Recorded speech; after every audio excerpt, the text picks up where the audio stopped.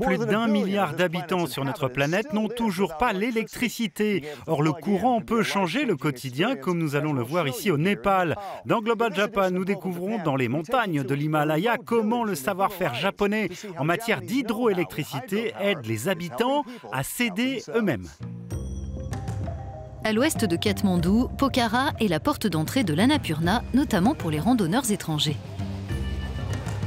Nous prenons la direction des montagnes et traversons une rivière qui, en cas de forte pluie, pourrait déborder et nous barrer la route sur le trajet du retour. On nous accueille chaleureusement dans une école du village de Kalika. La direction de l'établissement l'assure, les enfants sont ravis que leur classe soit désormais alimentée en électricité grâce à un générateur hydroélectrique provenant du Japon. Le nombre d'élèves a même augmenté et il a fallu construire un nouveau bâtiment pour répondre aux besoins. Il y a beaucoup d'enfants, d'élèves qui veulent venir dans notre école parce que nous avons cette nouvelle technologie sur place.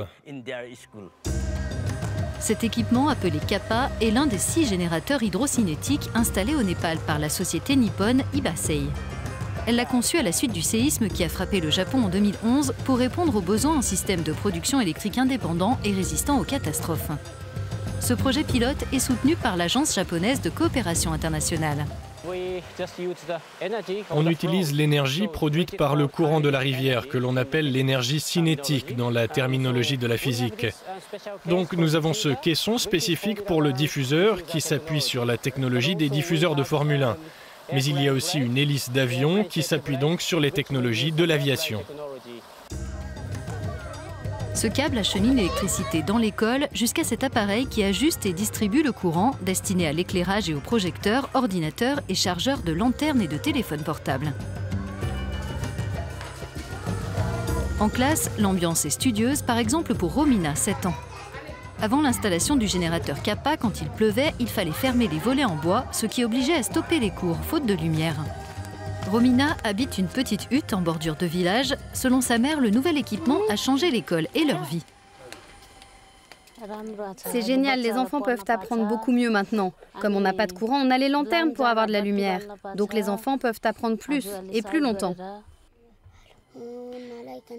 Romina nous dit que grâce à la lanterne, elle n'a plus peur du noir et qu'elle peut faire ses devoirs quel que soit le temps.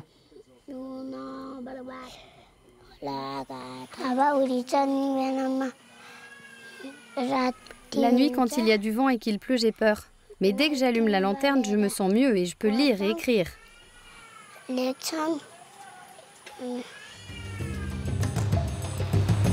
Justement, un orage s'abat sur le village et l'école. Nous devons nous dépêcher de rentrer à Pokhara. Nous passons la rivière que nous avons traversée à l'aller, juste à temps. Retour en avion dans la capitale Katmandou pour voir comment est fabriqué le générateur Kappa. La société japonaise Ibasei a un partenaire local, une entreprise népalaise spécialisée dans l'énergie. Dans l'avenir, on prévoit aussi d'exporter ce produit. En travaillant avec Ibasei, ça nous aide vraiment à savoir comment on doit travailler pour nous aligner sur les normes internationales. Le PDG nippon indique qu'un générateur coûte entre 15 et 17 000 $, mais qu'en le produisant localement et avec l'aide de possibles subventions, son prix pourrait baisser de moitié. Cette démarche qui vise à partager avec d'autres régions du monde les atouts du savoir-faire japonais est profitable à tous, y compris à son entreprise.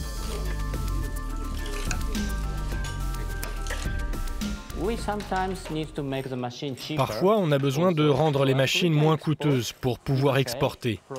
Ibasei fabrique des générateurs pour le groupe Hitachi depuis 73 ans au Japon. On doit mettre ces machines à disposition du monde entier.